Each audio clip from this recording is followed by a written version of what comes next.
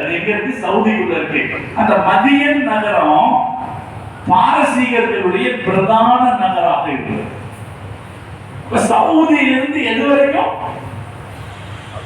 ஆப்கானிஸ்தான் வரைக்கும், இன்னொரு பக்கம் அசர்பைஜான் வரைக்கும். இவ்வளவு தூரத்திற்கு நினைத்திருந்த அரசு 430 வருஷமாக அந்த அரசு ஒரே குடும்பத்தின் அரசு தொடர்ந்து நடந்தது. இந்த பாரசீகர்கள் நெருப்பு வணங்கி அவங்களுக்கு 3 பெரிய நெருப்பு கோயில்கள் இருந்துச்சு. பாரசீகர்களுடைய நெருப்பு கோயில்கள் இருந்துச்சு.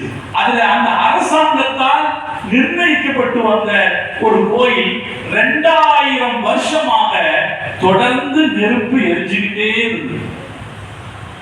அவங்க என்ன செஞ்சுட்டாங்க? 200 ஆட்களை வச்சிருப்பாங்க. 200 ஆட்களை வச்சு அந்த நெருப்பு அணைஞ்சிடாம பார்த்துக்கிட்டே இருப்பாங்க 2000 வருஷமா. அப்படி இருந்து வந்த அந்த நெருப்பு முஹம்மது ரசூலுல்லாஹி ஸல்லல்லாஹு அலைஹி வஸல்லம் அவர்கள் பிறந்த அன்று அணைந்து போனது.